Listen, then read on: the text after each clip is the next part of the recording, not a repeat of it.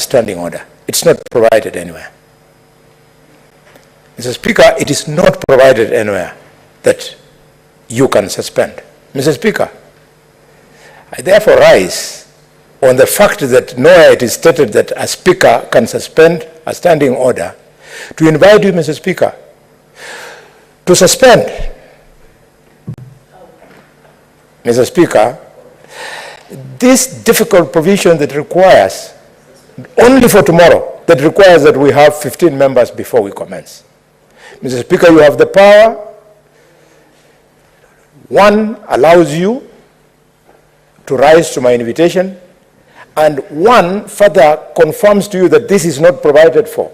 So you'll be doing something that is not provided for.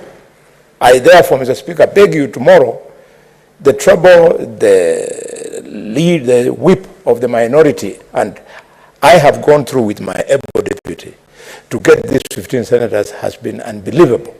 Could you save us that trouble, Mr. Speaker?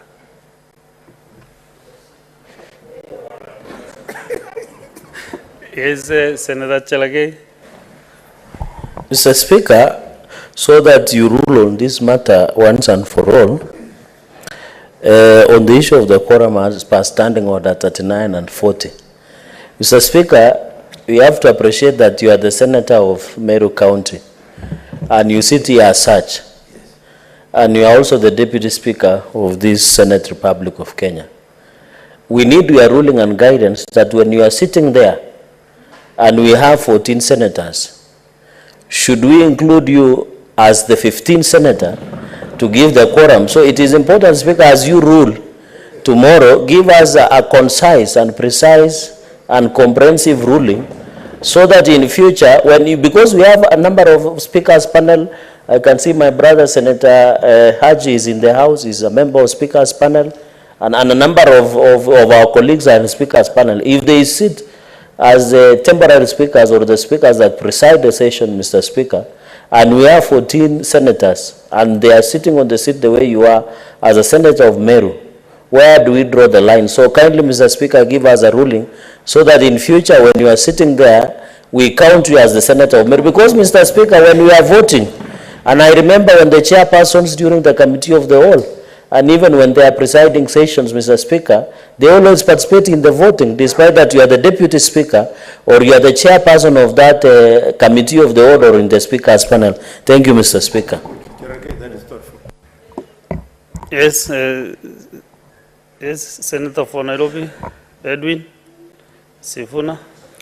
Mr. Speaker, I am a bit surprised that very senior members of this House are making what I consider extremely ludicrous proposals to you, Mr. Speaker. I think what they are inviting you to be, Mr. Speaker, is somebody who is breaking the rules of this House, somebody who is a power unto yourself.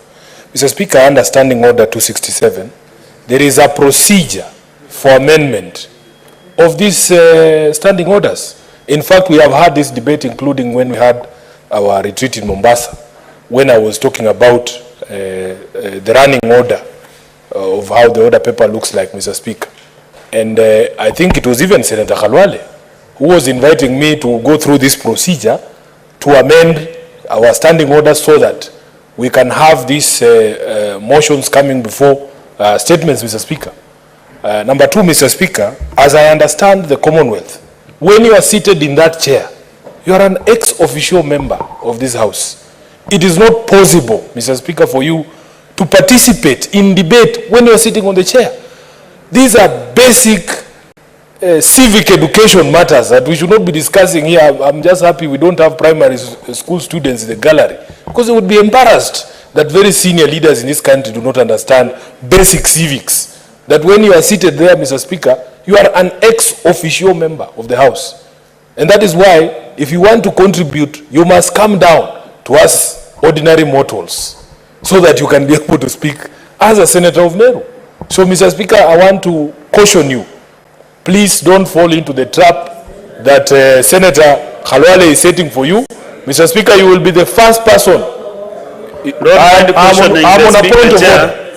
Don't mind questioning the chair, because it's a very simple matter. I want to give now. I thank you, Mr. Speaker.